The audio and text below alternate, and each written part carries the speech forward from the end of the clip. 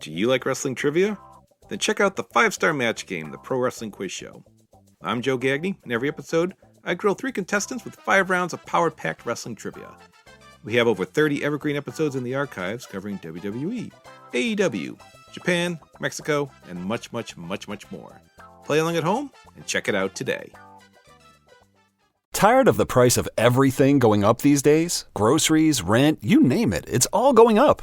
But not at Metro. They've got your back. Metro has lowered their prices and are giving you a 5-year price guarantee on talk, text, and data. One line, now 20% lower. Family plans, also lowered. Oh, and you also get a free 5G phone. All with no ID required and no activation fees. Stop by your neighborhood Metro store, visit metrobytmobile.com, or call to find out about their amazing offers. Bring your number, not available if currently at T-Mobile or with Metro in the past 180 days. Guarantee covers monthly price of on-network talk, text, and 5G data for customers activating on an eligible plan. Exclusions apply. Details at metrobytmobile.com.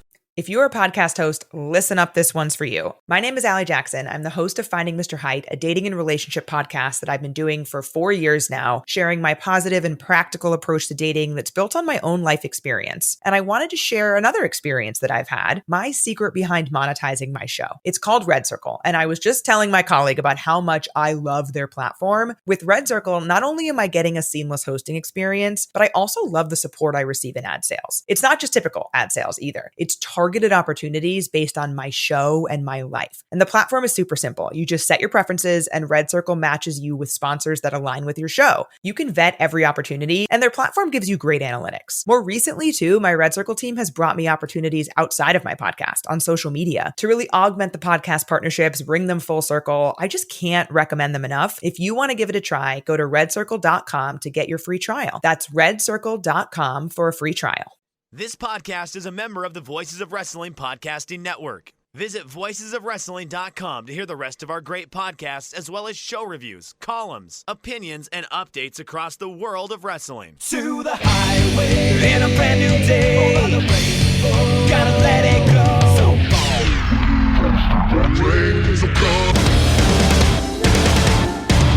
fast to finger down. Stars tonight together. Here everyone is singing.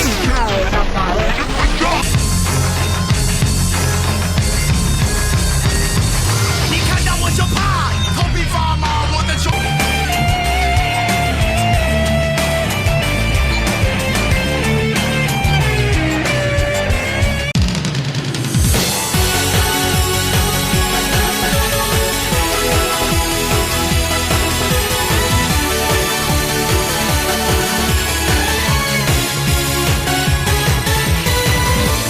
Welcome back to Open the Voice Gate for June 10th, 2025. We are members of the Voices of Wrestling Podcast Network. You can find Open the Voice Gate on the Voices of Wrestling Podcast Network feed or on the dedicated Open the Voice Gate feed, wherever you get your podcasts. You can follow us on social media at Open Voice Gate. If you'd like to donate to the show, click the link in the show notes. It'll take you to our redcircle.com lighting site. You click the red box that says sponsor this podcast. You can accept a one-time or reoccurring donation. No obligation whatsoever, but we would like to thank all of our previous donors. I'm one of your hosts. It's your old pal, Mike Spears, joined alongside your other host, Case Lowe. And Case, just wanted to do a little bit of a mental health check as we are in this NBA Finals season. A big come from behind win in game one, not really breaking that way in game two. How is the heart of Pacer Nation going right now? It's good. We're in the NBA Finals. You kidding me? Look, it's going to be great to win a title if we do, but if not, we lost to the Thunder, who I think are a historically great team, and by the general consensus, the mainstream population, I think, are still terribly underrated despite winning 68 games in the regular season and having the playoff run that they've had. It's great. We won game one of the finals. There's nothing else I want. This is fantastic. I would love, as we're recording this Tuesday night, Wednesday night, game 3 in Indy, and then game 4 Friday night in Indy. If we win one of those, oh my God, that'd be fantastic. Make it into a best of 3, essentially. I forget. It's tomorrow night. I assume they're going to have a bunch of legends there. One of the Knicks games, they had Jermaine O'Neal in the house, and they had Danny Granger, and it was kind of notable because Danny Granger doesn't ever go to things. Not that he's on bad terms with the team, but once he retired, he just sort of disappeared. And it was like a big deal in Indy that it was like, oh my God, Granger is going to be there. And I think everybody is kind of waiting, even though as a coach, he inherited a Larry Brown team and then took that team to the finals. And as a GM, he was an absolute disaster and set the Pacers back many, many years with many of his bad white European draft picks. But the buzz is, hey, is Larry Bird going to be there? Because that would be a nice little get for the Pacers if Larry Bird showed up for game 3 or 4. So that's what we've got going on. But no, oh my God. I mean, to be a Pacers fan, to be in the finals, I had no complaints whatsoever. Yeah, I have to say, like, being able to kind of heal that wound with like Larry Bird and having that opportunity, like I felt like there was a little bit of that in its own way with like Juan Gonzalez coming back into the fold right in the lead up to the Rangers World Series. And it was just something where, and even like Nefertali Feliz is someone that gets, I think, wrongly lambasted for what the Rangers did in 2010. But it is like situationally something where I'm kind of more like intellectually like going like, oh, you know, Juan Gonzalez was kind of left the team on bad circumstances, had nothing good to say, never showed up to like his Rangers Hall of Fame induction, which yeah, there is one of those, and basically the names you think would be in there are basically all that Hall of Fame. But I find that at least even if it's just being able to have that moment where it's like Larry Bird in front of Pacer fans and not calling for his head and like moving on like generationally, that is just like at the very least that seems like that would be a notable healing kind of thing for that fan base. I think Larry can kick rocks. I hold him in no esteem, and the Pacers immediately got better as an organization when he stepped down. But I know a lot of people would be excited. It'd be a nice get for Indy. So that's what we've got going on there. I hold him in no affinity, though. The thing that I want to talk about with you, rather, not to you, but we've obviously got a million Dragongate things to talk about. I don't get the impression that you've been online much today, so maybe you don't know what I'm talking about when I say this, but obviously, elephant in the room, we have to have the conversation, Mike, that we've learned today that Eddie Guerrero was actually bad and was a bad luchador. Your thoughts on this revelation that we've all as a collective made today?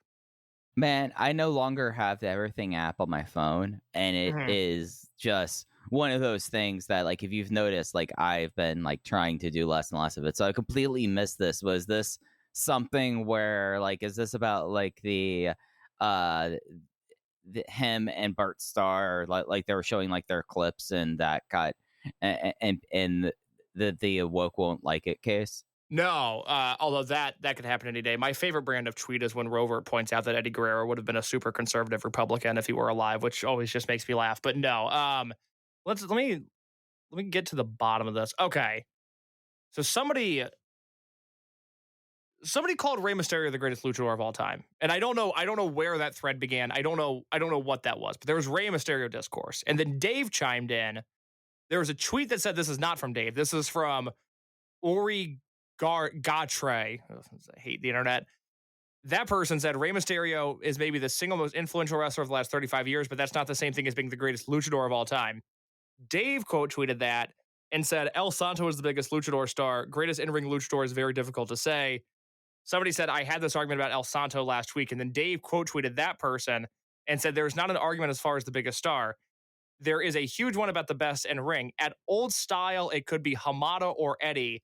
At today's style, it's much tougher. That led to Segunda Keita's Matt D checking in and quote tweeting Dave. For whatever reason, Matt D is extremely insecure. I don't know if jealous is the right word, maybe envious is the right word. Whenever Dave talks about lucha, something that Dave has covered for 40 years now, something that Dave writes about weekly and routinely says is the best style of wrestling in the entire world. And it's something that he's had. Matt can't handle that for some reason. I don't know why. I like Matt well enough. You know, I respect what he does. I don't know why Matt can't handle Dave Meltzer having any sort of input on Lucha Libre, despite the fact that he's covered it better and closer than anybody else over the last 45 years. But Matt said in a quote tweet to that, he goes, the most generous way to explain this statement is that it's written like someone who hasn't actually taken the time to watch any 80s or 90s lucha since we discovered and organized so much footage in the last 20 years, or since it actually happened live decades ago. So Matt is mad at Dave Meltzer for not taking time out of his busy schedule to sit down and watch 80s and 90s Monterey footage, which as much as I would love it if Dave did that, that is not what Dave's job is. Yeah, no, like absolutely. Like that is just kind of a like I think like Dave like started like his lucha exposure when like Mascaris would come up and work Roy Shire in the 60s too. Yes. So like since a child essentially has been around Lucha Libre. And I responded to Matt. I said, you're a giant loser if you're complaining about somebody putting over Hamada, and this is coming as somebody that is constantly watching 80s and 90s lucha footage. And Matt replied, which was the kicker in all this, is that he said Hamada's great. And if he would have said Hamada and Pero, I might not have said anything at all, implying that somehow Eddie Guerrero is the wrong answer to this question. And let me tell you, as somebody who has talked routinely on this podcast about watching all of 1993 AAA TV last year, Eddie Guerrero, good wrestler. I'll say it, good wrestler. So some would say, other than Santo in 1993 AAA, best wrestler in the promotion, maybe La Parka, but probably Eddie. And I love Pero, but boy, what a day that was. Man, that I'm still like wrapping my head around, especially given like what Eddie was doing like up through 95, thinking that he was like this giant slight in like your lucha knowledge is thinking that like when he was one of the most popular acts in Gringos Locos that it was bad. But it wasn't Satanico and it wasn't El Dandy. And so it's the wrong answer to that crowd, which is fine. It's fine. But it's just, we have to now, Eddie Guerrero bad. That is what we've learned from today. Mike, we have a bunch of Dragongate stuff to talk about. And per usual, unfortunately, I am going to rush out of here as quickly as I can. So let's run through this Dragongate stuff because I've got a lot to say and not a lot of time to say it.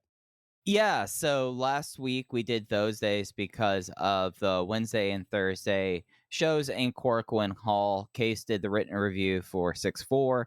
I did the written review for 6-5, both on voicesofwrestling.com. But Case, I think like really before we get into the big blow by blow for 6-4 and 6-5, we have to talk about kind of the biggest news that came out of these two shows at Korakuen Hall, being the fact that we're now fully on the road to Kobe World Pro Wrestling Festival 2025 as the Dream Gate scenario has been made clear. If you're wanting this to kind of be spoiler free, you might want to fast forward for the next like few minutes. But we have our main event for Kobe World this year, and it is YAMATO defending the Open the Dream Gate title, hopefully making his or attempting to make his ninth defense against the one person who has solidly had his number all year dating back to January, Shun Skywalker. And Shun Skywalker, so confident about his victory on July 13th, has stated if he does not win the Dream Gate at Kobe World, he's leaving Dragongate. My initial reaction to this, maybe panic is the wrong word, but my initial reaction to this was to gulp a little bit and to try to put myself in this reality that while they set up a match between Shun and YAMATO, the first Korakuen show of the year, and we had a lot of different conversations as time has gone on about, well, maybe it's going to be Kikuta, maybe it's going to be this guy, maybe it'll be Shingo, maybe it'll be Despy. I think all those were fruitful conversations, but since January, we've been staring in the face of Shun versus YAMATO at World, the first time they've done that match in 4 years. At World. Mike, off the top of my head, have they repeated a Kobe World main event before this one? I mean, I think T-Hawk versus Yoshino, right? Like they ran that one twice. I thought that was a double a rerun there, but okay, wait, hold on. So they did that in 2015. They really did headline that twice. Holy shit. Yeah. Because the 2015, they're like, this can't possibly go wrong again. Let's do take two of this. And it was the exact same response, except even more so. So like, that's the only other like real time, because I mean, like the fascinating thing is with like Hulk and Shingo, they only main evented World 1 year. The hair match was not the main event in 2010. Although that is kind of the big match you remember from that year, at least in comparison to the main event. But like, it does not necessarily happen that often. But like, you're absolutely right when you talk about a match looming, a match that we were trying to kid ourselves with any other ideas. Like, I thought we were bringing in Shingo Takagi here just because, like, who else could go up against YAMATO at this point? But like, that was trying to fool reality, and the reality at least from January, we knew it was kind of hanging over us, was the fact that Shun Skywalker obliterated Yamato. And when you look towards July, that should have been a very obvious kind of situation. And it just happens to so far kick off after an incredible Dreamgate match, Yamato making safe defense against Masaaki Mochizuki. And it's just kind of like a wild thing that just, in a way, I think the entire staging this of, if I don't win, I'm going to leave.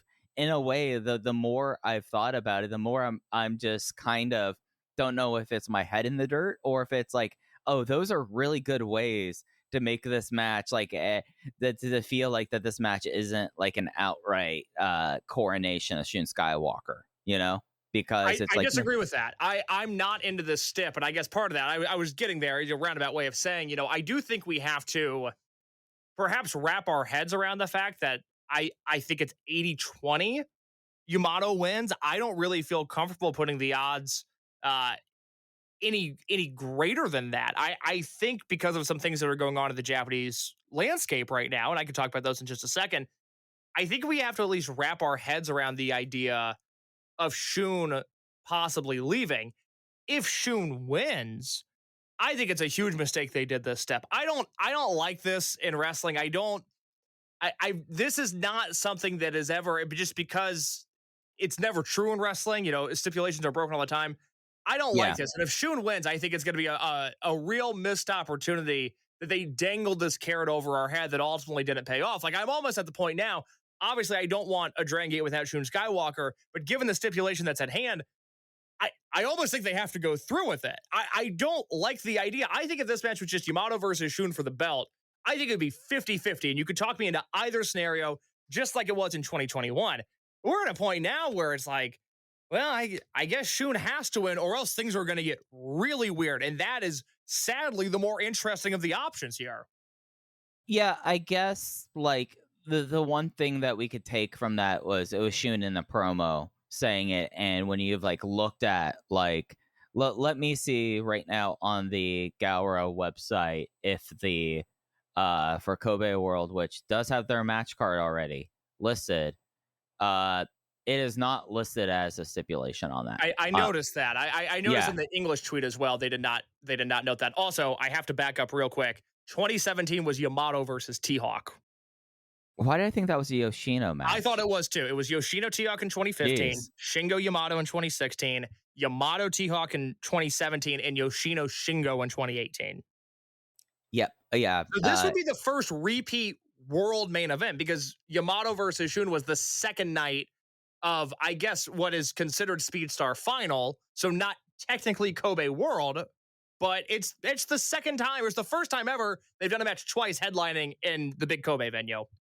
Yeah, and you really kind of had that match on that show, and even though that was a really strong end to Shun Skywalker's first title run, the story of the show was all about Yoshino's retirement, even though it was 2 days in Kobe and in Kobe World Korakuen Hall, and the way they kind of phrased it in a way that like leaves this kind of like it as like this little like dangling participle about it of, was that Kobe World or not? I think at the time we were considering it 2 nights of Kobe World, so I would treat this as that rematch, you know? Well, it's a weird thing, and I forget what we were talking about. We were talking about Shun's legacy a few months ago, and I made the point that the worst thing to ever happen to him is that weekend he had the KZ match and the Yamato match. And if he just has one of those matches, I think it's universally agreed upon that that's the best Shun Skywalker match of his career. But he had 2 4 3/4 star matches in back-to-back days, and the audience split. It was like old school match of the year voting when G1 season came around, where like I prefer the KZ match, but I know a lot of people prefer the Yamato match. And it's almost like those matches were so good on back-to-back days that they no longer exist historically. And it's a clap crowd still. It's a very weird time in history. But I would say there's a lot of people that when that match was announced, they didn't immediately go, oh, that's a rematch from 2021.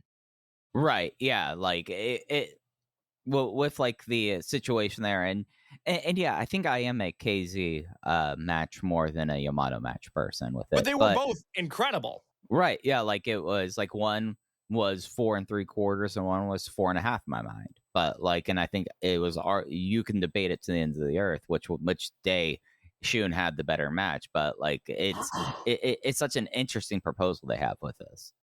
So the reason I say it's got to be 80-20, and again, that's going under the assumption that they're going to play this stipulation through in the way that Shun Skywalker announced. And I'm glad you brought that up, that indeed that is something that was referenced in Shun's promo that hasn't been referenced in any official verbiage from the company. I'd be curious to see if we get an update on that this weekend, but let's just live in the reality of it's either Shun wins the belt or he leaves Dragongate. The only reason that I even entertain the thought of Shun leaving Dragongate is not him going to New Japan. It's certainly not him going to All Japan. I don't think it's him going to Noah. We are in a situation in which we are currently recording in which the future of Tetsuya Naito and Bushi is still very much up in the air. And I was talking to I was talking to John Carroll today. I was going to say I was talking to somebody. I was talking to the only person that knows about Tetsuya Naito more than Tetsuya Naito. I said, John, what's going on with Naito? Remind me where he's at, what he's doing. And Naito and Bushi, they have two like speaking engagements, one in Tokyo that's already sold out, one in Fukuoka, and John wasn't sure if tickets were on sale for that one or not yet. The only reason that I would ever have any doubt that Shun Skywalker was leaving Dragongate is essentially if Naito was going to do SWS 2.0 and get a bunch of money and raid a bunch of wrestlers and shake up the ecosystem in a way that wouldn't seem sustainable nor wise given the lack of depth and talent in the current Japanese ecosystem. Sure. But it's the type of thing that if Tetsuya Naito gets money behind him and it's Tetsuya Naito, Bushi, and Shun Skywalker and gang, that's okay. You've got my attention. That's the only reason I have to entertain the thought of Shun possibly leaving Dragongate. And I think like that we do have to be kind of honest about the Dragongate money situation. It's not been great since 2010 or not 2010. I'm sorry, 2020. And it's like a point that I find like I talk with people with like in Discord or in other places is like their Dragongate essentially had to eat everything. That like there was no cyber agent, Bushi Road, basically like operating and like supplying a budget or anything like that. Dragongate just had to take it. And as we've like talked with like Jay about, like there's been like financial things that they have done over the years to kind of mitigate some of these pains. Some of that was contracts and some of that was production and some of that what we talk about it feels like a lot, and some of the things we don't talk about nearly enough. But like with someone like Shun Skywalker and with like the realities around the company, like if there's a situation, even like if it's not even to a scale of an SWS case, like think about Eichmann and Uptowns doing really well with like their shows and like Shinjuku Face and such like that. And that was my thought, was almost like a bleeding on steroids. Right, like that. And the reality is that like not very many people are drawing more than 1,200 people in Tokyo to something, and that's proving at least to some level to be kind of like a sustainable number to see. And if you are saying like, oh, Naito and Bushi, that they've done like the Tranquilos, they'll hop on like new branding, and they're going to have a date coming up at Korakuen Hall. Like I say that, like, dude, that's probably going to do about 1,200 by themselves. You add in Shun there, and that's very easily becomes a show that's going to make a good deal of money, you know?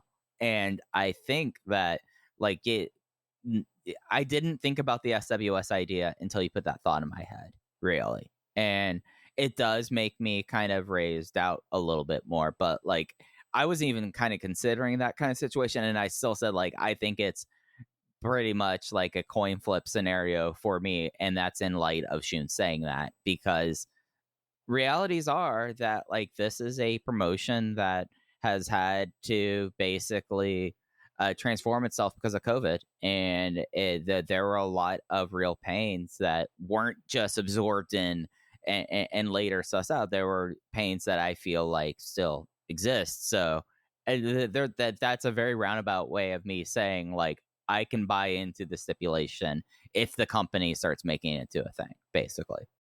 And this is the only scenario in which I can entertain. I don't see I don't see the jump to New Japan. It doesn't make any sense to me. I think They don't would have the use it money as either, really. Yeah, Even I with mean, that backbone. Yeah. the template for him there would be Shingo, but I don't think they're looking for, in the same way that, Shingo came in and joined LIJ and it made sense. I guess I'm not super up to date on New Japan storylines at this moment in time, but I don't think there's a scenario like that. All Japan wouldn't have the money, and Noah, I mean, I don't know, unless they're going under the table and saying, brother, you're going to beat Ozawa 1, 2, 3, and you're going to be the new guy, which is not something that would happen. It's the only thing I can entertain is Naito and Bushi are out there and they're going to do something. Now, I think it's more realistic that we get Bushi on a Dragongate show in an El Desperado type role, but Right, yeah. it's the type of thing that we can't ignore. Yeah, and it's the kind of thing that, like, I don't completely dismiss the stipulation, basically, or what Shun's saying, but it really, at least, you take the match on its face, and it does feel like that if we look at this just from a guy's, from Yamato's perspective, like taking this, like going from, like, our zoom out way into just Yamato, this is kind of like the one guy that's left on his plate and the one person that you go into the match with, because you go to the match with versus like Kikuta, where you go like, all right, like this is someone that has like put the huge dent into the wall. Now this makes it kind of like an interesting scenario, like comparing that to like Madoka Kikuta, like this does kind of make a more interesting main event for like Yamato's perspective, I would say. Yeah, absolutely. I mean, look, if the stipulation ends up not coming to fruition and it's just Yamato versus Shun for the belt, I think it's 100 times more interesting, because then you can really make an argument that Yamato can and maybe even should win.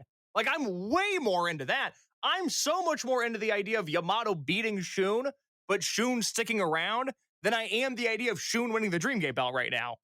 Yeah, no, like I'm totally with you with that. And it was like such like putting your brain into the blender, having this happen just immediately after the match that Yamato had with Masaaki Mochizuki. I mean, look, we can go to that now.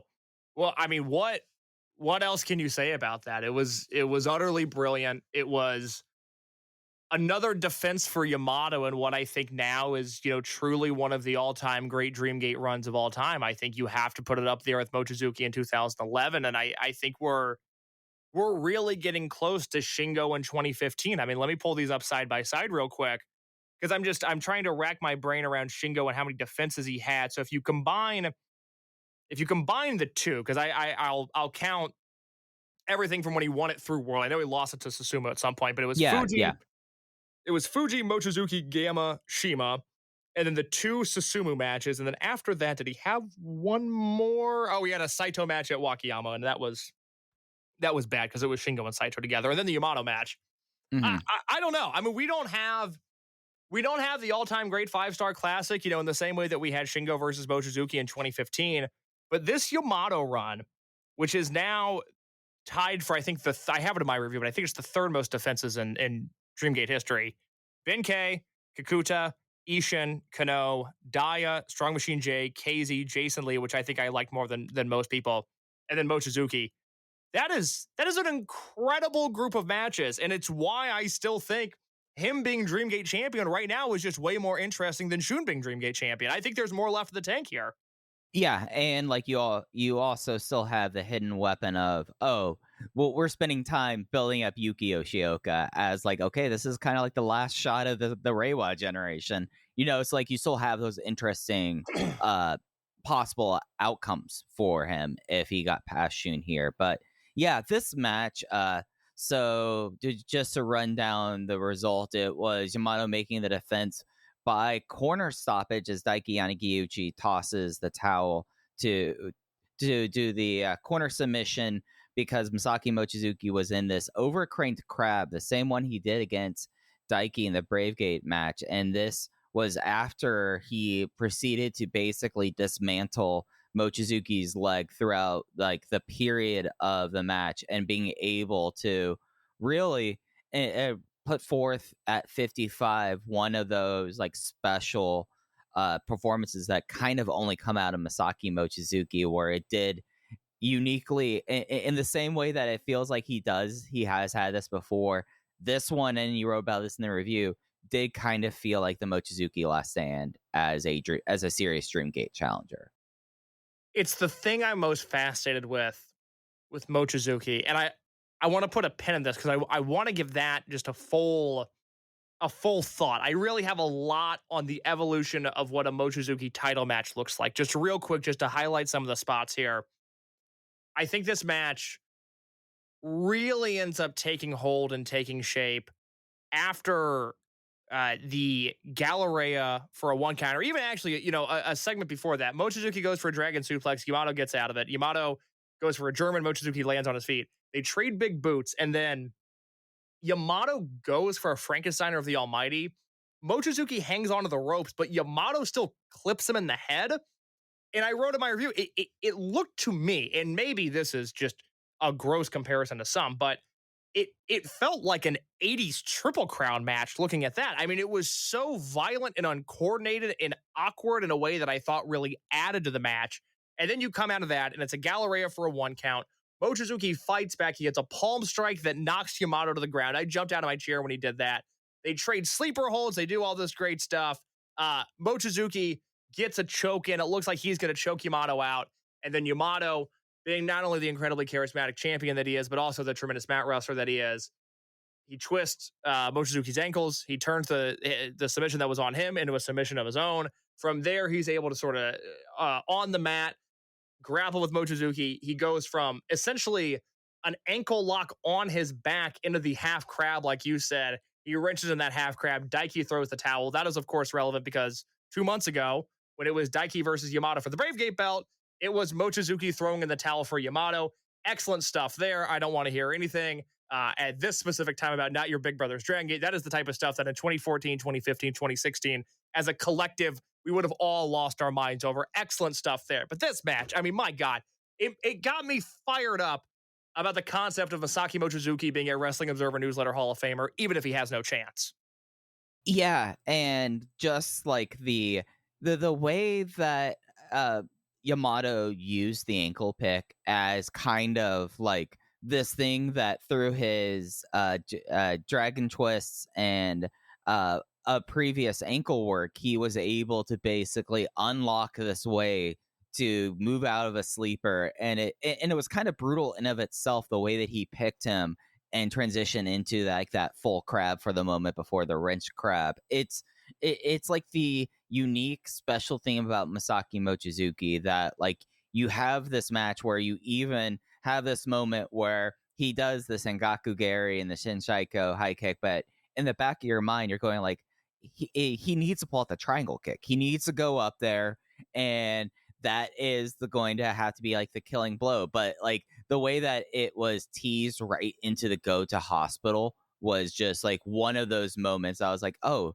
his ankle isn't so great, so Yamato sets him up for that because of that work, and it's just really, really just smart paying off of mat work in a style of match that necessarily, I mean, Yamato crossed the threshold for the most Dreamgate defenses with this match. That like you go through at least Yamato's run in 2016 and maybe coming out of his heel runs with the belt, and you weren't necessarily having that connective tissue and like those kind of defenses, and it really kind of took that one title loss to Mochizuki in 2017 to put a nice like little like check on that Yamato's like ace run back then. But you have like that experience and that kind of playing off here, where like Yamato is now forced to wrestle a lot more of a mental match against someone who was essentially going to be a Terminator until someone had to put him out of his misery, or else he was going to completely lose his knee ligaments. Go back and watch Mochizuki and watch the agony that he demonstrates when Yamato puts him in the ankle pick at the very end of the match. It was it was the thing that really jumped out to me as just, again, Mochizuki sort of being on another level than everybody else, because there's a lot of great offense. There's a lot of great selling throughout this contest, but it all comes to fruition in this amazing spot where, again, for a brief moment in time, Mochi's got this choke in and it looks deadly for Yamato. And then for Yamato to not only outsmart him, but to do it in what ended up being such a vicious way, the Mochizuki response to that is utterly incredible. That to me is the single highlight of the match. Yeah, and this is like when you think about Masaaki Mochizuki Dream Gate matches, this one felt like a different kind of mental performance that we got to see out of him, where it wasn't him like as the champion punishing people for like just having the temerity to challenge for the belt by just going after their win by attacking them in the stomach.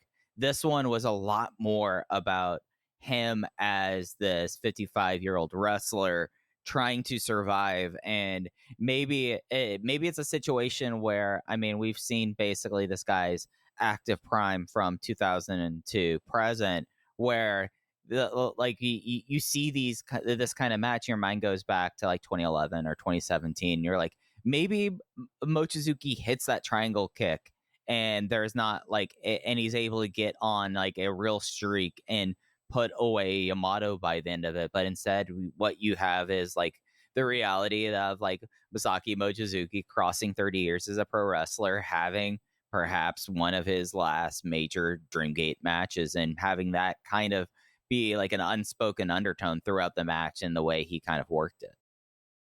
Like I said, this match, Mochizuki versus Yamato, it sort of reinvigorated my care in this idea that Mochizuki is going to be on the Wrestling Observer Newsletter Hall of Fame ballot this year. And this is something that I did not ask Dave for. When I submitted my last ballot, I think I asked for Gabe Sapolsky, Kenta, and Great Sasuke to be on the ballot. I might have asked him for Mochizuki in 2023, but this was not my doing. When I saw that Mochizuki was going to be on the list, I felt overwhelming dread, because to you and me, it's obvious that Mochizuki is a Wrestling Observer Newsletter Hall of Famer, but I think he's going to get under 10% and fall off the ballot, and it's going to bum me out when it happens. But watching this match, it just hit me that no matter how many times I discover a new wrestler that I love, no matter how many times I dive into footage that I've never seen before that's excellent, no matter what I do, I always come back to the idea that Mochizuki is one of the 10 greatest wrestlers we've ever seen. It's Kobashi, it's Hansen, it's Tenryu, it's Fujinami, it's Shingo, and it's Mochizuki. Like, those are my 6. Those are the guys that I consistently have 1 through 6, no matter who else gets pushed in my way, no matter what style I might be more fond of at the moment. It's those 6 that continue to reign supreme in my mind. And I put in the Voices of Wrestling Discord, and this offer is open to anybody. If you happen to come across this audio, because I want to clip this out, maybe you're not a usual listener, maybe this ends up on the F4W board, I don't know, whatever. If you don't know about Mochizuki, or you don't feel like you know enough about Masaaki Mochizuki, and you care about the Hall of Fame, please contact me. Let me know what I can do to help, because I now all of a sudden really care about the idea of Masaaki Mochizuki being a Wrestling Observer Newsletter Hall of Famer, because he deserves it, and because he should be in, and because, Mike, tell me if I'm wrong, but if he had this career in New Japan or All Japan or Noah or any American company, he would have already been in. Oh, absolutely so. And if not, you would see, similar to Taue, like campaigns to get him in. Like it's one of those things that, like, my real fear is the fact that the voters who are open-minded and would consider having like a spot for Mochizuki on the ballot, just because of like the Dragongate kind of barrier, or the fact that really with like Mochizuki, it is like if you want to give like a list of his 4.5 star and or better matches case, it will take someone a considerable amount of time to get through. That's kind of intimidating with that, and that is like a legitimate fear that I have, because I feel like if anyone has a open mind and is willing to look at Mochizuki's like output, and especially I'm not going to go on the Ishii argument and the parallels there with that, but it is something that's so like blatantly obvious, and it's been obvious for me at least like since really since like 2017 how brilliant it is, and then being able to go back and revisit some of his other like Torimon work, and that's not even to say he was not necessarily bad as a plucky young karateka in WAR as well. It's just one of those things that it is kind of hard a little bit to do the huge campaign for Mochizuki when it just seems like, and we'll probably have more of this kind of discussion here, it seems like so readily apparent with him in a lot of ways. But if Shima got in, then I feel like then there's kind of a duty, and maybe there's a level of openness that someone like Mochizuki could get an appraisal. If Mochizuki can at least get an appraisal, then we can start talking about people like Dragon Kid, who I feel like have just as much should get discussion for just being on the ballot itself and having that actual look into that. Like, I feel like Mochizuki might be the key to that, maybe in some way. Well, the tough thing, I mean, look, Ishii's the comp, because you can go through Mochizuki's career in the same way that people went through Ishii's career, and you can go, well, there's more of a drawing resume here than people give it credit for, and that is inherently true. But I have zero interest in discussing him as a draw. I have zero interest in discussing whatever influence case is there, and I think it's a very small one, if anything. It's purely an in-ring case, and the point to this is that it's 25 years. We'll chop off the first 6 years of his career from 94 to 99, because he's a very good indie level junior heavyweight karate kickboxer guy. Yeah. At a time in which there were a lot of those. You know, he was one of the many good ones in the Japanese indies in the late 90s. I don't even find that part of his career to be worth discussing when we talk about him in the Hall of Fame. What I'm really looking at is 2000 to 2025. And I say this about Mochizuki, and I say this about Susumu, and I say this about Dragon Kid, and I've started saying this about Doi, is like, at some point, their longevity and their sense of agelessness is doing them tremendous harm.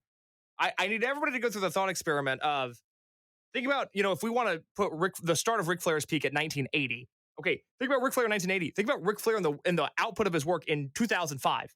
And then think about Baba and Inoki and, Masawa. You think about Masawa in 81 to Masawa in 2006. It's not that they still couldn't go, but when you compare them to Mochizuki and Susumu and Doi and guys like that, it's not even close. We're talking about a different level of consistency, one that is so rarely seen, one that I still think is so greatly underappreciated. And I saw in the Voice of Wrestling Discord when I brought this up last night, I was, telling people, okay, sell me on Mochizuki. What don't you know? What can I help you with? Maybe at some point, just like I did with Shingo years ago, pre-pandemic, when I wrote out all the 4-star Shingo matches and I got to like 230 and Rob Naylor loved it. It was a great big deal. Maybe I need to do that with Mochizuki. But one of the comments that came up was, it's almost hard to evaluate Mochizuki because he's been the same guy for 25 years. And I would never tell somebody they're wrong for thinking that. It's not the type of thing that you would start an argument over, but it was funny to me that was said coming out of the YAMATO match, because my takeaway from the YAMATO match was how different this Mochizuki is than other eras of his career. And so, Mike, if you're interested, I sort of have a 4-part Mochizuki career experience and the way to view different eras of his career. Yes, let's do the Mochizuki experience. What's Act 1? So I broke this up into years. I would go 2000 to 2004 as this first era of his career. And, it's largely defined just by the existence of M2K at this point. But if you only know Mochizuki from, say, the last 10 years, if you only know him from the last Dream Gate reign from, 2017 onwards, let's say, or maybe you picked up Dragon Gate during the pandemic, and you only know that era of Mochizuki, and then you haven't gone back and watched Torimon stuff. Mochizuki in 2000 is a great wrestler. 2000 is the first year that he's really, really great. Like, he's got good matches, 97, 98, 99. 2000, he's really great. I think DVR that year, I think he finished like 49 or 50 in their top 500. So obviously, even at that time, well thought of by some of the greatest minds in wrestling criticism. But 2000 to 2004, it's Mochizuki matches that are great, but they're incredibly character heavy. He's not playing stoic badass. He is playing young Japanese punk, and he's doing that against Shima and Crazy Max, and he's tormenting Doofixer, and he's got, towards the end of that run, the Italian connection is in the mix. But it's a Mochizuki that is largely heel, still works with an incredible motor, but is doing all of these interesting brawling matches and all this charisma. I look at a match like 824 2000, which is the first M2K Crazy Max Trios match in Korakuen where they do the double countout, and just what an animal Mochizuki is from a charisma and a character standpoint. You look at him and Magnum from El Numero Uno 2001 and how great of a match that is. The hair versus hair match with Shima in 2001. What a great match that is. You skip ahead a few years, all of a sudden you've got matches like Mochi and Ariken and Dragon Kid versus Genki, Saito, and Susumu 62903. That is a work rate fest, but it's driven by this character that Mochizuki brings to the mix. And then you look at something like Mochizuki versus Dragon Kid, April 28th, 2004, where Mochizuki is an asshole in that match, and he does it better than anybody else. That era, 2000 and 2004, is a drastically different Mochizuki than even the one we get in 2005, let alone beyond.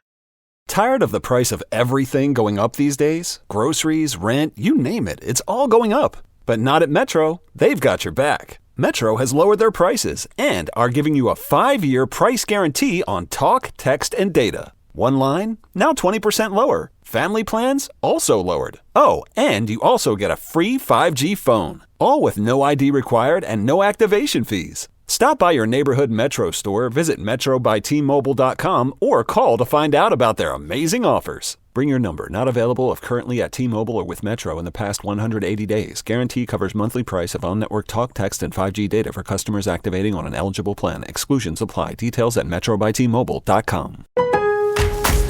This Father's Day at Lowe's, score free gifts for the greatest dad.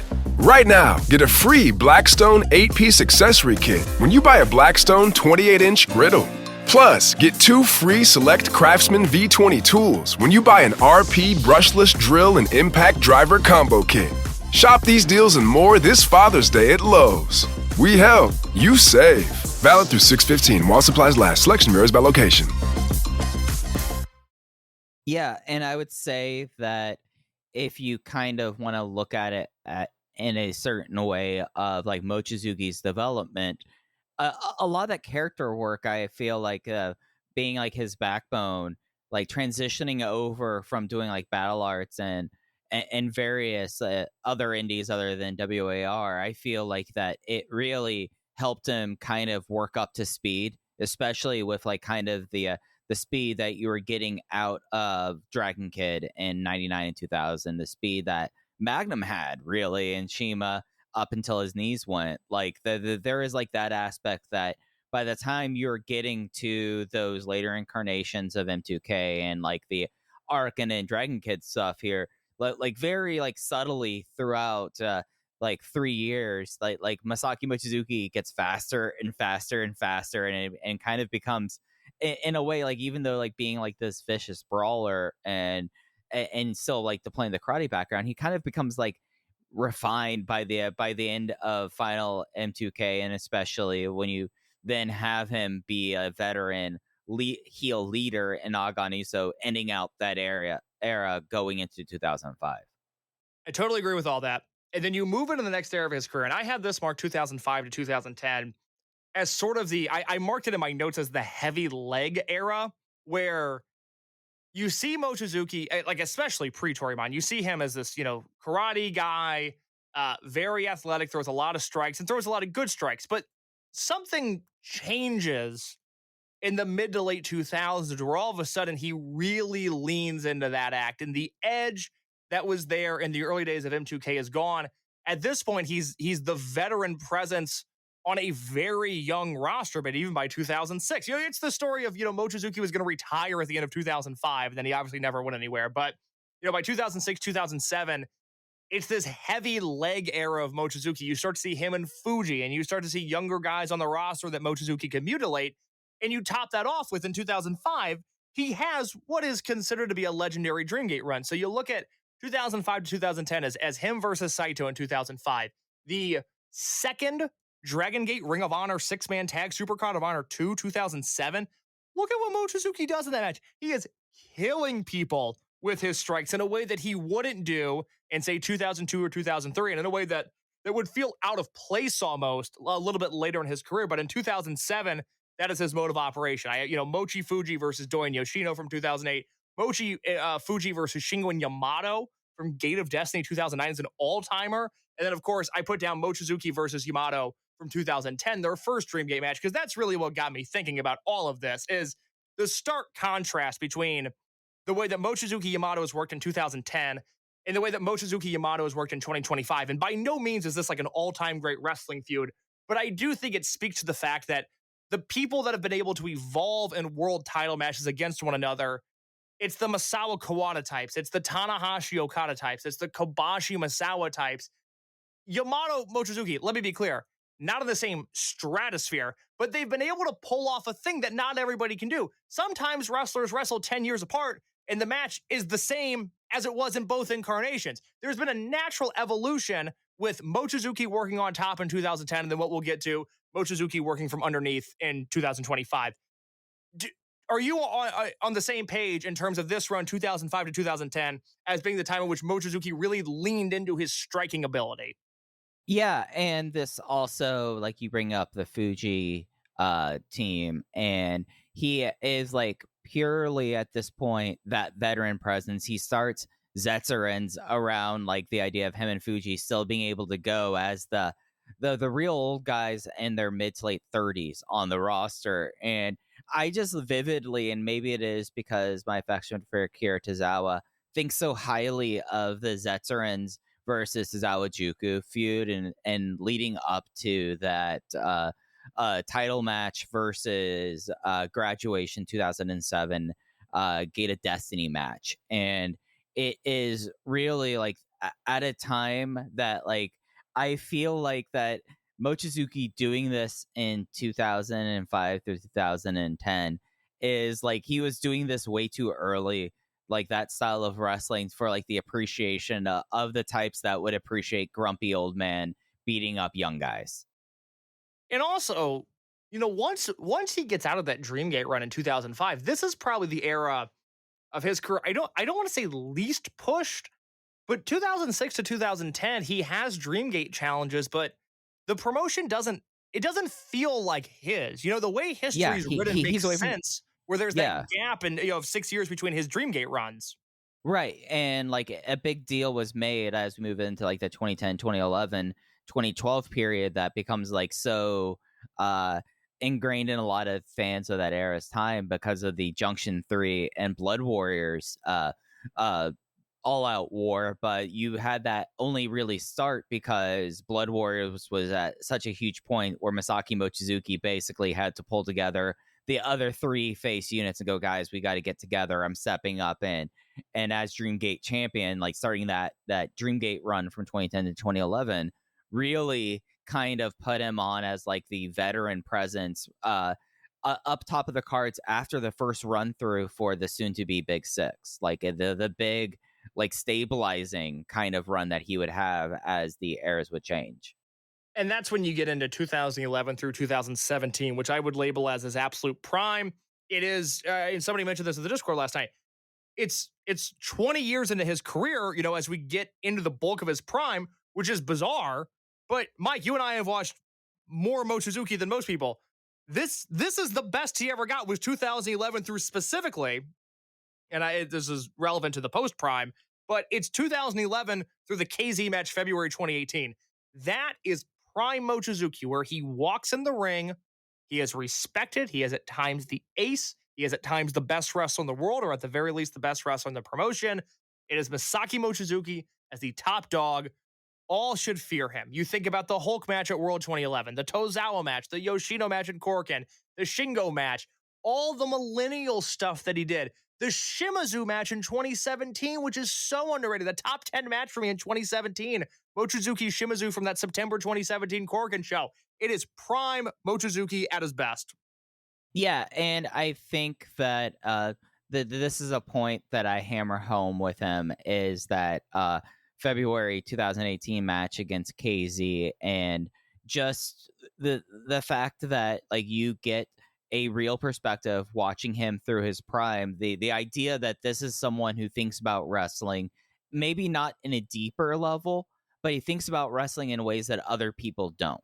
And that title match, well, I talked about it earlier on this episode, was all based around Mochizuki being like the giant wall for KZ and basically giving him a literal gut check throughout the match until KZ just was not able to go on anymore, and Mochizuki put him into the dirt. No one has done matches like that really since then, and no one other than Kenny Omega now, because of diverticulitis, now making that a selling point in his matches.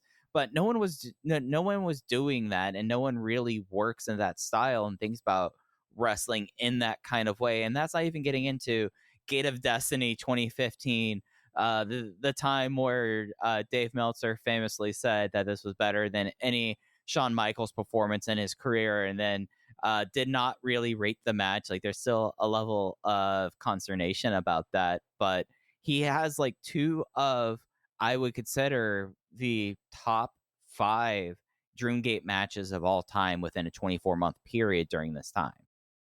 Yeah, and the reason that I use that KZ match as the demarcation point is, you think about that match and where KZ was at in his career, first Dreamgate challenge for him, Mochizuki at this point, third Dreamgate run. Again, we're in prime Mochizuki when that match happens.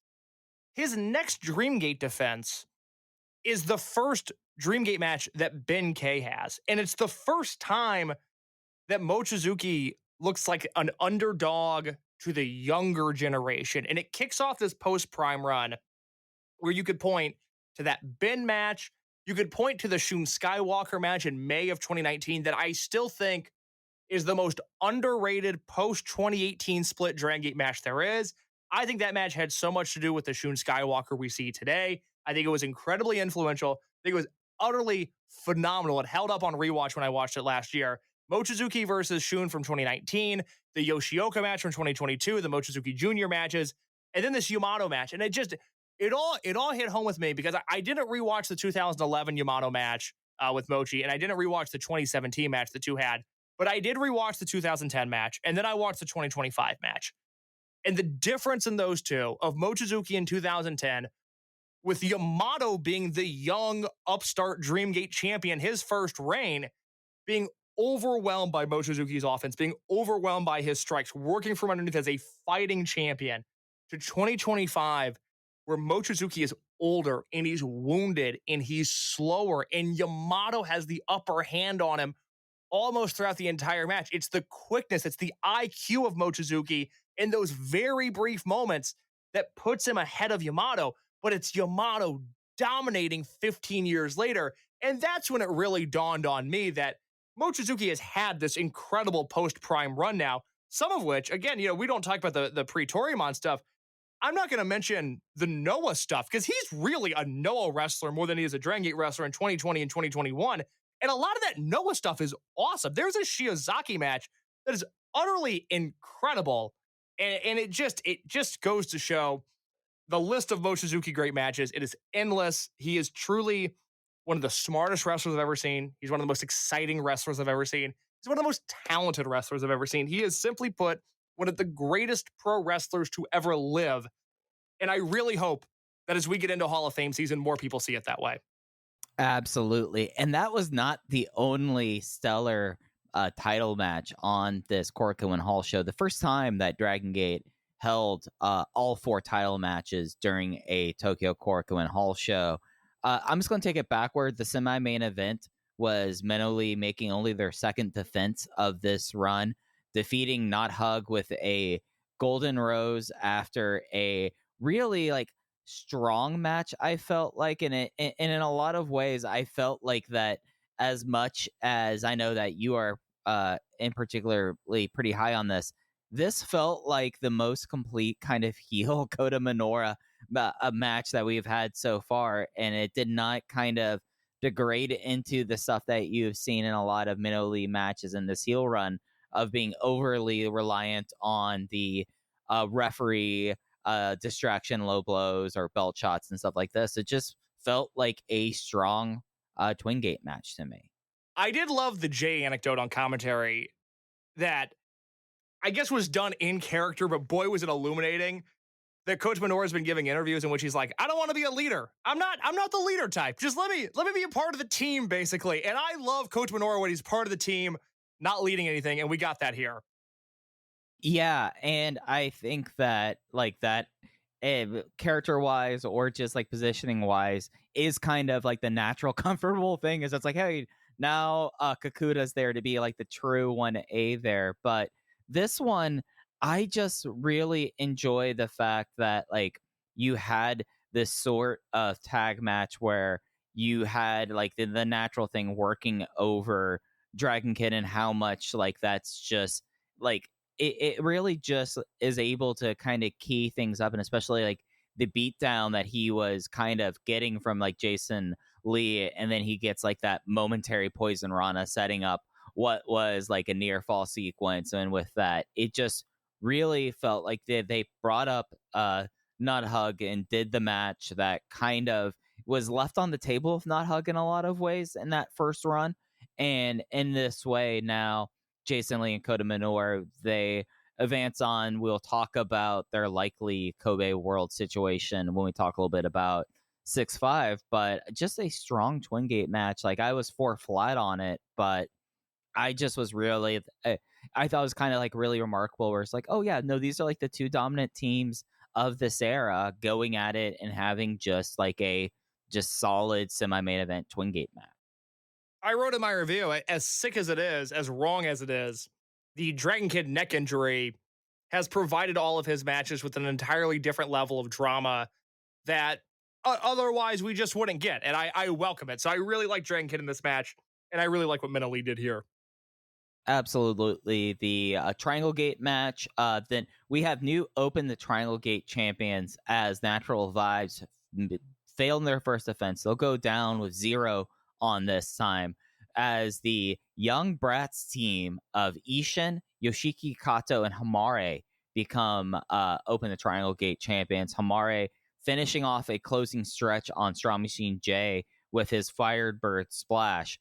This was I think I like the Brave Gate a little bit more than this, but outside of the Dream Gate part of me, this really like the whole story playing into with SMJ getting his mask torn and how that plays off also going into 6-5, really a strong, compelling bit of booking throughout it.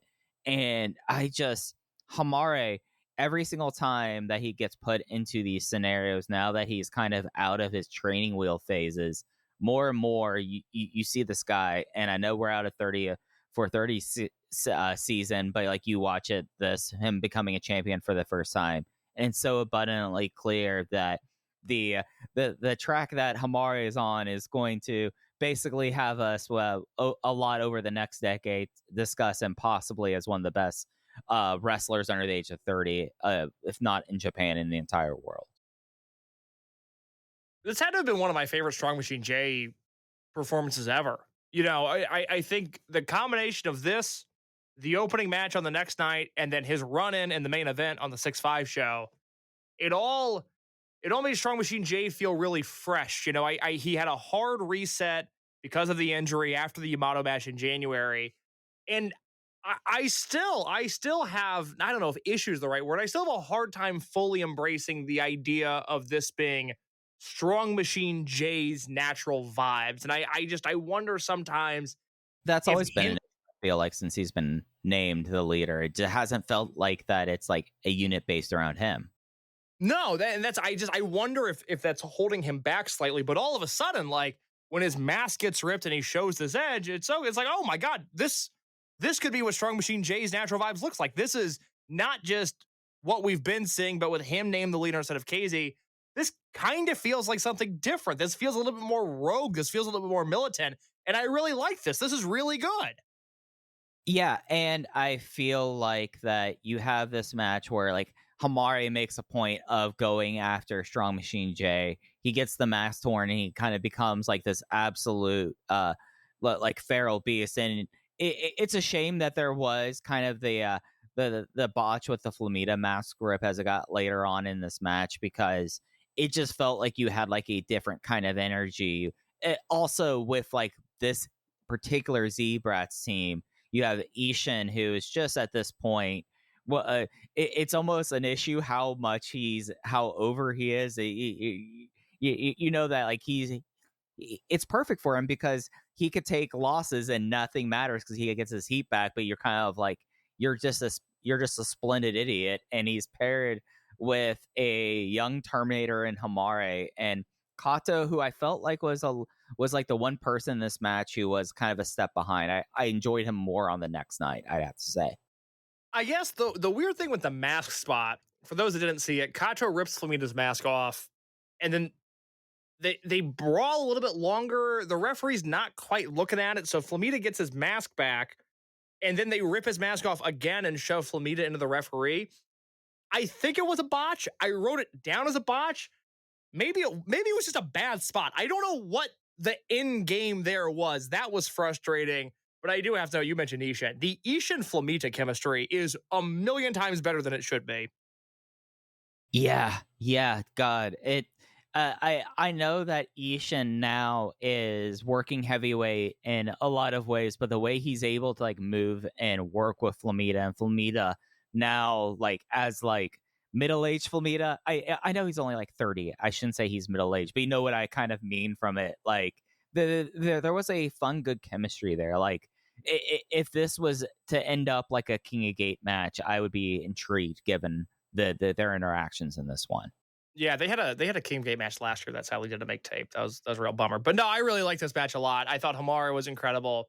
Ishin was incredible. Flamita was just, as he continues to be, absolutely amazing. But then also, this felt like, I don't know if Strong Machine J coming out party is the right phrase. That feels demeaning for where he's at in his career.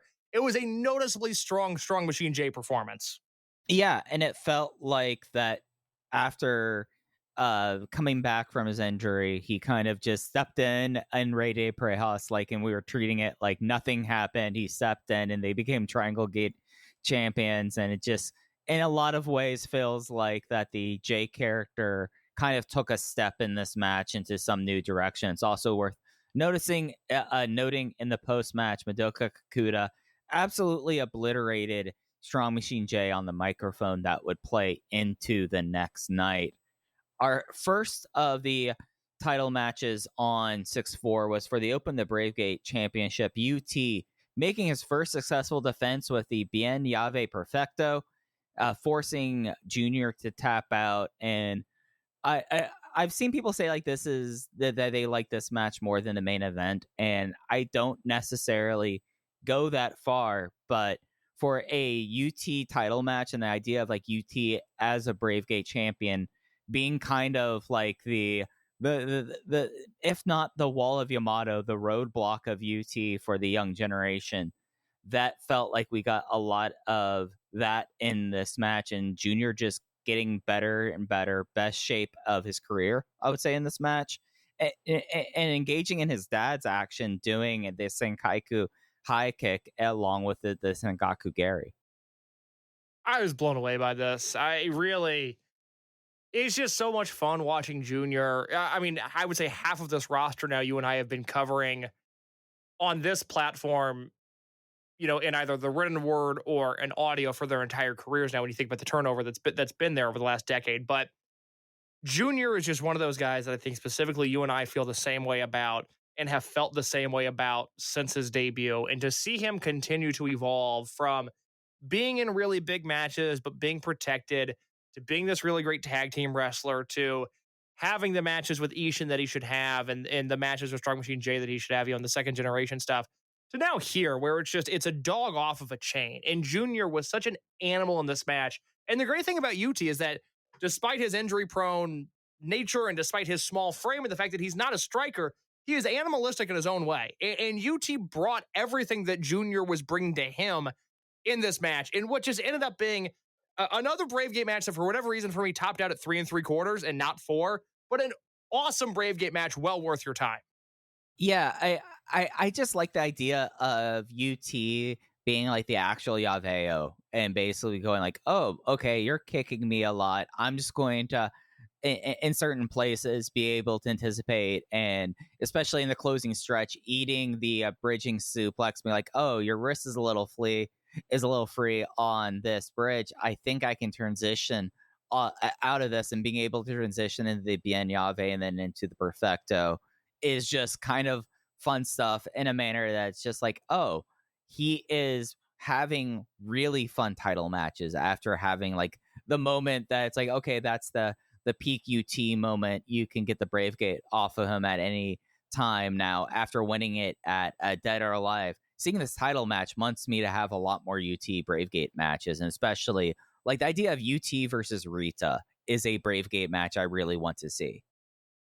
I love, and normally I would complain about this because it would be finishes on the same show that I think are too similar. I love that in the Dream Gate match, Yamato goes from that ankle pick into the half crab and never really gets up off the mat. And here, it was UT doing that key lock out of the counter of the German into the Bien Llave for Perfecto. You don't see in wrestling a lot anymore guys sprawl on the mat the way that they did there. I loved both of those finishes. The Perfecto is a gnarly submission. UT has found his super finisher in that. In terms of UT's Brave Gate run, couldn't agree with you more. Would love a Rita match. Not going to happen, though, because I think he's going to get killed by Tanaka at Kobe World. Yeah, but we'll have to see what will be UT's fight card there. And those are the things of consequence from 6-4. There was a original Jimmy's and Hulk versus Shun, Kikuta, and Kai match that Shun looked like it was going to be basically the finish, I thought. Tearing through Kage, he goes down hard off an SSW. Ref pulls up at 2. They stop the match. He goes to the back. They get him to the back later on. He ends up Jay saying on commentary that he was fine, which was a scary moment. But I felt like that kind of was the finish of that match in that way. But before the ref pulled up there, I agree. I thought the match was going to be over. It all pointed to the match being over. If I had one say on Dragongate, it would be that they've got to start counting pinfalls like it's a shoot. They can't keep on doing this. Yeah. It's a situation that, I mean, obviously a scary situation, and things turned out for the best there. But it is a situation, and it feels like that was Sato doing that one, Duke Sato, right? Yes, but I read it as they played it off like Kagetora was hurt, but I think Kagetora was fine. Yeah. I was going to say, like, I feel like these issues happen with Duke Sato whenever they're in Tokyo and using his ring versus Yagi, Kashi-san, or even when Nakagawa's around. Yeah, I think that's a fair assessment. But that was 6-4. I had the written review for 6-5. I think really with the time remaining, we'll talk about the big moments on that show. And I think like the first place to go to is the main event. D-Courage, Yuki Yoshioka, Dragon Dai, and Ryo Tanaka finally getting their hands on Madoka Kikuta after the cage match from the month previous with the Champion Carnival and Best of the Super Juniors. They really did not have time and the people in the right place to do a Kikuta versus D-Courage match, but we got it here, and it was Kikuta getting the win solidly with a rolling lariat in the post-match. Ryo Saito came out and said, we need Yuki Yoshioka back. You're in your slump. I have a match for you at Kobe World that will pull you out of that slump. It's you and Daya versus Dragon Kid and X. So strong main event, and then our second match announced for Kobe World coming out of it on 6-5. Is that going to be Shingo? I wonder if they're going to try to do one, if they're going to announce the X, and if they announce the X, would they try to get Tanahashi one last time? Oh, I don't think so. Shingo would be the X then if it's not Tanahashi. I just thought that with Tanahashi's clock that they would try to get a date for him before he's done. Let me think. Okay, so they're teaming with Dragon Kid, and they're not announcing it. Yeah, I'm not going to overthink this. I'm just going to say Shingo. What I'd rather talk about is the D-Courage stuff here. I've been very critical. I don't want to put you and I in the same group here. I've been very critical of Yoshioka since he returned from injury. Not in the sense of I don't think this guy's ever going to get his mojo back, but it's just been noticeable to me how his mojo hasn't been there. And I've been I've been more and more concerned about it. I wasn't worried about it in Rey de Parejas. I was a little worried about it in April when I thought Kikuta was just eating him up a lot of the time. And in May, it was just like, God, I understand Daiya's at New Japan right now, but he kind of feels like an afterthought again. Yoshioka, I thought, was phenomenal on both of these shows. That was really exciting to see. And if that wasn't enough, and again, this is no slight to Dragon Daiya, but oh my God, Ryoya Tanaka. We are on the cusp of Ryoya Tanaka being a capital A, capital G, A guy. Yeah, and this is after him being the highlight in the opener on 6-4, getting a win with 2 crossovers in a row. He follows it up, kind of being the workhorse of D-Courage in this match, and especially like when you like see his work against both Hamare and Kikuta when they had those chances in this match. It's going to happen real soon for Tanaka. I didn't manage to write a whole lot about him in my review for it, but I guess for me, if Yoshioka, I always kind of looked at the long play, and as soon as Rey de Parejas ended up the way it was, and it very clearly was going to go directing towards a D-Courage in the cage, I figured it was going to be a much longer rehab project. So it does like make you wonder at Rey de Parejas when he didn't really necessarily show that he had the juice, and like with this, is this a situation where maybe the circumstances changed around with him coming back a little bit, or is it a situation where 13 months is a hell of a layoff? There was no way he was going to have it all the way back immediately. I think it was that. I just think he needed reps, and that's why I wasn't really worried of Rey de Parejas, because I didn't think he was going to hit the ground running there, especially given the nature of the injury. April, I think it was fine. It was just Kikuta was so much better. Last month is when I started to get worried. And again, I know Daiya was gone, but it was just like, man, he's just, I don't know if he can hang with the Kikutas and he was out of place in those shoes. weird I was tags, worried he too. wasn't going to be a main eventer anymore, but he won me back over this weekend. Yeah, he wasn't like, without Daiya, it was him and Tanaka doing undercard work. It just didn't necessarily give you any reason for encouragement there, I would say. Well, him and Tanaka doing undercard work, with Tanaka just on a show-in, show-out basis right now, blowing me away. I mean, Tanaka was outstanding in the opener on the 6-4 show, and I thought was the best guy on the 6-5 show, period. The best guy on the 6-5 show, period. Yeah, and that's on top of the fact that Kikuta just has become one of the must-watch wrestlers in the world right now with his new heel attribute. It's I love amazing. those kicks that Kikuta does. Those little, when a guy is kneeling, he does these like toe forward kicks that feel very pro wrestling Noah in the most complimentary way. It looks like it's just a very painful short kick to either the chest or the face or whatever it is. I really like those. Kikuta, I mean, I'm blown away. I think he has hit every scenario out of the park so far in Z-Brats. Yeah, it's been an absolute blast. Semi-main event we had was the Mask All-Star match that was made a couple weeks back. Dragongate teaming with El Desperado. The heel team ended up being Shun Skywalker and Ishin, and she was going to buy a ticket to go to the show since she had the night off anyway, but instead, Starlight Kid ends up managing the Mask team, and the All-Stars win this match. Despy getting the doing a octopus stretch at the same time as Dragon Kid hitting Ishin with a Ultra Hurricane and what felt like just a fun kind of all-star match. And it was just kind of a neat thing to see, like the relationships that Dragon Kid has like formed in with like his position in the industry getting to pay off in a Dragon Gate ring versus him showing up in other places. The spot in which Ishin broke up a pin by doing a frog splash that Shun Skywalker was on the bottom of was absolutely fantastic. That was, this to me was, Dragon Kid was impressive in the sense that you could tell this was a Dragon Kid match in the Dragon Kid universe that was showcasing the Dragon Kid influence. It is in these moments when Ishin is either in an unfamiliar setting like he was in Las Vegas, or he's with wrestlers that are outside of the Dragon Gate universe, or he's with the most popular wrestlers in Dragon Gate, whether it be a big match with Shun or a match against a guy like Dragon Kid. It's when you see that Ishin is so clearly one of the 30 best wrestlers under 30 and one of the most charismatic wrestlers in the entire world. He's figured it out for him.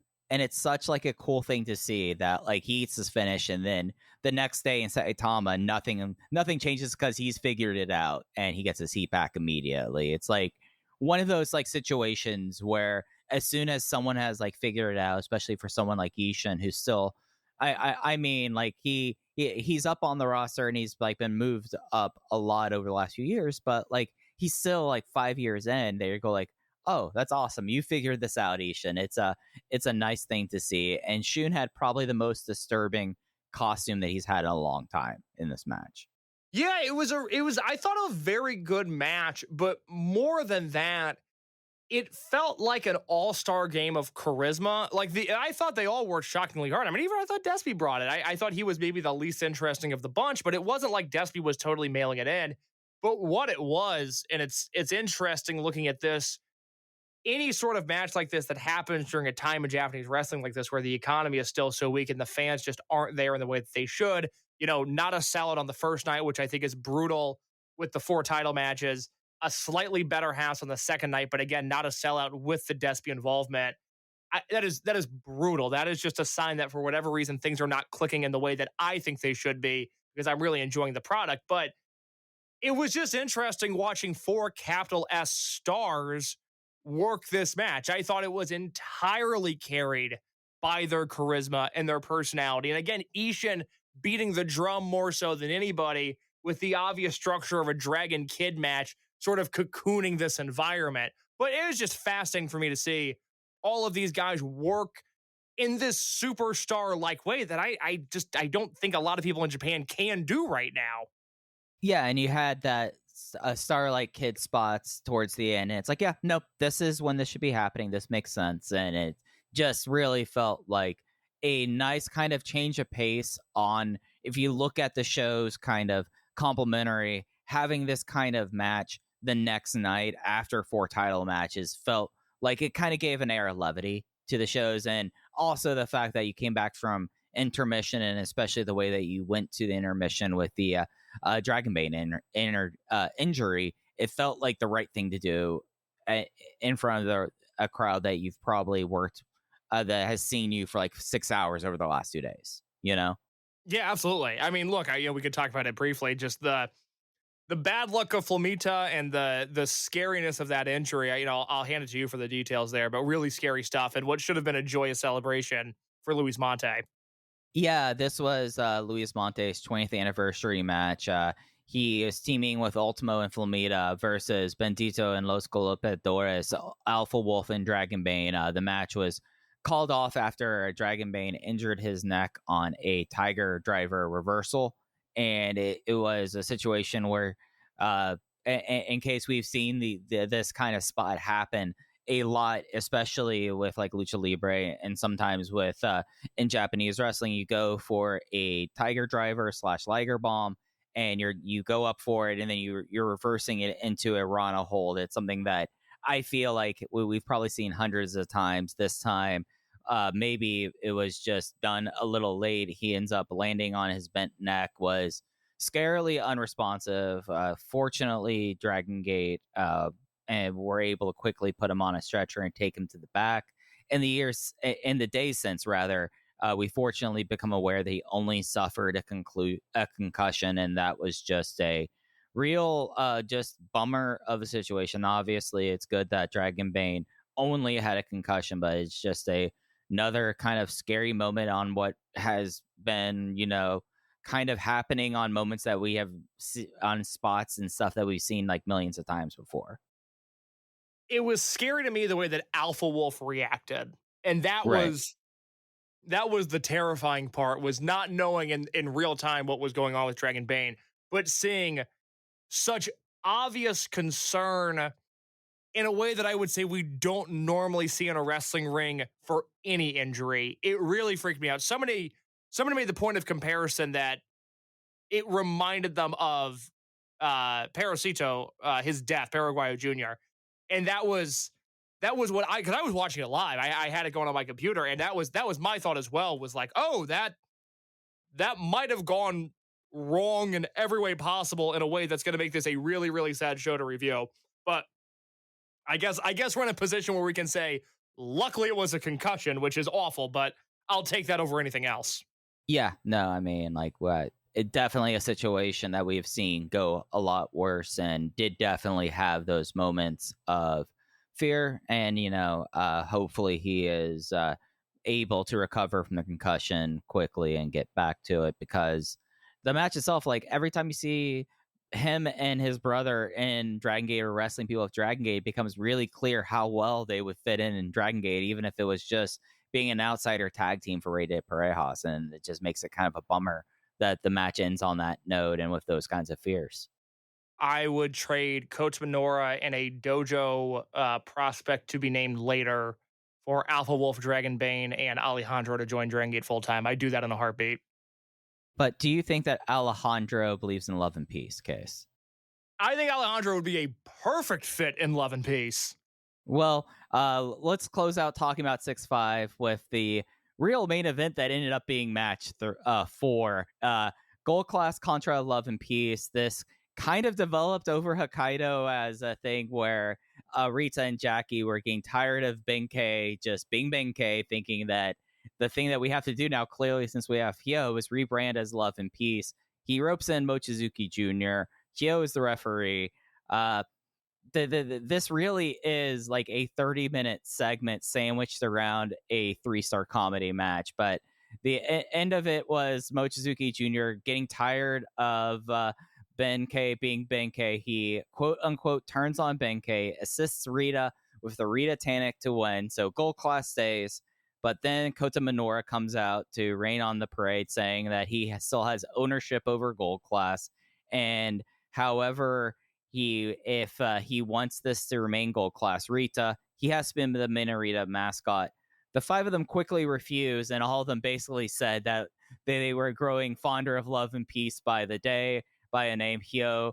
Hyo mentioning that he was becoming a fan of Love and Peace over Gold Class sent Benkei to praise the heavens, and then they sent away Minoura with a warning that Love and Peace will be coming for his Twin Gate belt. So we'll see what combination of Minnow Lee, probably Ben and Hyo, I would guess, be challenging at World. But then Benkei did one of the things that I just love about Benkei at this point, like speaking about how Ishin figured it out. When Benkei figured it out and realized I can play into being kind of a buffoon and the crowd kind of likes it, he decided to do a formal show close promo, Case, and ending with a debut of the Love and Peace theme song. It was quite a half hour of content. It very much falls into one of those. It's the unique relationship you have with Dragon Gate sometimes, where I don't like it, but I have to respect it. I would have kept the Gold Class branding. I would have played to come full circle, we were talking about stipulations at the beginning of the show. I would have played the stipulation a little bit more true to what they did. I don't like the rebranding, but I gotta hand it. You gotta hand it to him. Every once in a while, you gotta hand it to him. A very entertaining segment. Ultimately, I don't see it changing much about the presentation of this unit. I certainly hope it doesn't change the presentation of this unit. I want it to stay the same, because in ring they are firing on all cylinders right now. I don't want any change other than the name. Man, this just seems like a lot of effort to divert away from something, being the Gold Class branding that seemed like it was finally working 3 years after it began.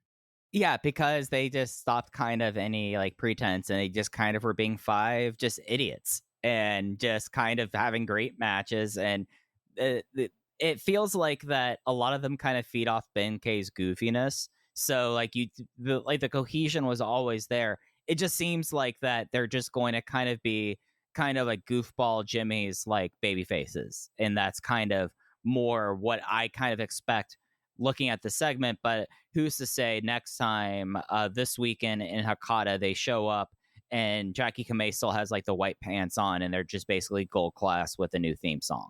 Which is what I think. I love that works for me, that sort of modern day Jimmy's comp, because I think that's something that Rita and Jackie and Ben specifically can thrive in, and I don't think Junior would lose his edge as a result there. So I'm okay with that. But man, just plays into Hyo's strengths too. Thank you. I knew I was forgetting somebody. Hyo, I mean, my God, I mean he would be Jimmy Hyo in a heartbeat if he came along 10 years earlier than he did. So I get it. I'm fine with it, man. It was just a lot of work for nothing, really. Yeah. If you're looking at this as traditional setup and payoff, there was no payoff whatsoever. But in the same way, the payoff was excellent if you enjoy their shtick. Yeah, that traditional payoff, not so much. That's very funny.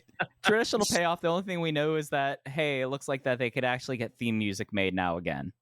And maybe Jack gets new gear again. I would love to know. I've said this before. I would love to know if Jack was going to join Gold Class all along, or if they just happened to stumble into this Jack Rita versus Flamita Monte match in December, and they're like, well, we've got to run with that now. And thus here we are. And I don't know if you've seen the Fukuoka cards, but they're doing that match in Fukuoka again. I have not seen the Fukuoka cards just yet, but that makes they're good. But yeah, they're doing Jack and Rita versus Monte and Flamita for the third time now, which is excellent. I love that. Run it in every single town you book. I'm all for it. Yeah, and at least for like doing that like in Fukuoka, I mean, you got to do stuff across the days. You know, I mean, it's like a interesting situation going into those weekends and those shows. Case like if you like think about it, they do like they had this period of like no TV, and then now that they have a Sambo show coming up, and then they have Korakuen Hall, they have like their first Edion Arena show in July, and then they're back in Kobe before Kobe World. Like there's a lot of like interesting places that they can go to as they kind of build out what will be Kobe Pro Wrestling Festival coming up to us in July.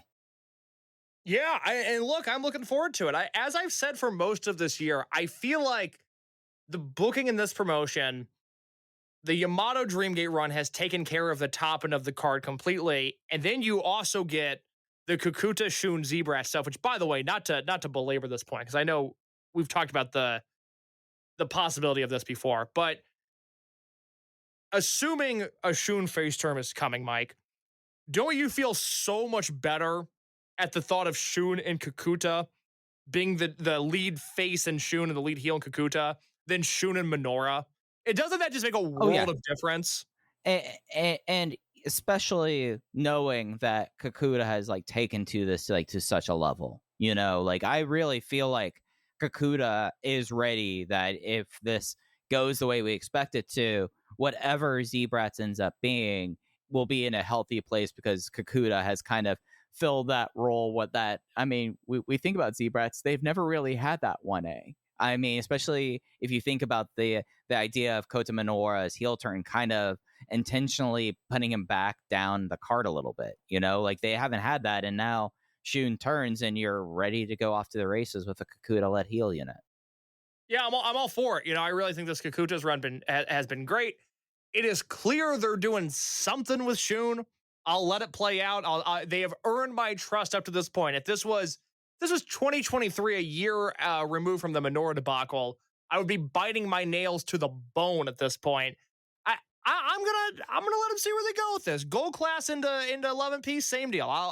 I will throw my hands up and give you the benefit of the doubt. Whatever they do with Shun Skywalker, we'll see where it goes. I would say tread lightly. Don't go too far. I don't want to lose the magic that we have in Shun, but I do think this promotion right now has earned a little bit of, hey, let's see where this goes. Hey, Strong Machine J right now versus Kikuta at World as like a special singles match. I'm all here for that. Absolutely. Yeah. Absolutely. And then, so that raised an interesting point, and then we'll go. But Shun Yamato, Kikuta SMJ, you're going to have a Z-Brats Triangle Gate match and a Z-Brats Twin Gate match. Yeah, and it's probably going to be... What are you doing with Hamari at World? I mean, Hamari will be in the Triangle Gate match. Oh, that's right. He's Triangle Gate champion. I was thinking it was Ishin and Kato and Kai. Yeah, no. What's Kai going to do at World? Kai is going to do a 4-minute undercard tag match. He is going to get paid to do very little work that night. Soon playing the role of Toru Owashi will be Kai after World, probably. Yeah. Which, by the way... What is Kai going to do? Not much. Kai's going to take it easy that night. Kai, we have your Paradox t-shirt just sitting over there next to Hulk and Yamato. It's time. Y'all can go back together. We're fine now. Brother, thank you. Hey, you take it easy tonight. It's Kobe World, Kai. You relax. Yeah. Oh, do you need to get on the train from Yokohama? Do you actually... Hey, brother, we'll send the check to you. You don't even need to come pick it up. That's what we call the Arkin treatment. Do you think there's... Well, I guess Arkin could show up at World. I would love to see Arkin back at World. Yeah. What's Arkin up to right now? I don't know. Yeah. I'd love to see him. I feel like it's been a while since I've seen Kenichiro Arai, and I'm not even having my autocomplete finish for him at this point. I mean, you look at these cards are full. Like, they don't need the Arkins. They don't need the Kinessas. They don't need the Gammas to fill out these cards. Like, you watch these Korakuen shows in particular, it's like, this is a loaded lineup again. Yeah, I mean, Genki Horiguchi was not on these shows this week. Sorry, I just hit my microphone with my drink. Yes, no Genki. I mean, I don't know the last time. I guess Genki was in Korakuen somewhat recently. But yeah, I mean, when Genki's not on a show, I don't notice. It's more noticeable when Genki's on a show that makes tape. That's fair. Just to finish the bit, I'm going to run real quickly through the last three Kenichiro Arai matches. He did the Omega Bash with Yuji Hino, him and Hoshitango, and Shogun Okamoto versus Ayame Sasamura, Kaiji Tomato, and Takahiro Katori. That's fine. Let me tell you about what he did in Tenryu Project the 2 months before that. Don Fuji and Kenichiro Arai versus Quiet Storm and The Bodyguard in Osaka. That's a match I'm interested in. Even more so, awesome in a weird way. Even more so, here's what happened at the Tenryu Project 15th anniversary. Kenichiro Arai basically is working Tenryu, and like he's basically not working anything else. But it's Masaaki Mochizuki and Don Fuji versus Kenichiro Arai and Brother Yashi. I knew that match happened. I haven't seen that match. I knew that match happened. I would like to watch that match. Yeah. I mean, that tells you what Kenichiro Arai is up to. Not a whole lot. I wonder if he has July 13th circled like we do. Case anything you wanted to touch on before we go? Before I forget, Toru Owashi had his last full-time Dragongate matches this week, where he remained a net positive. Net positive Owashi. Love the guy. More power to him. Write this down for next week, Mike. Opening topic. I'm serious. Write this down. I don't want to forget it. And I have my pen out right now. What is it? Opening topic for next week.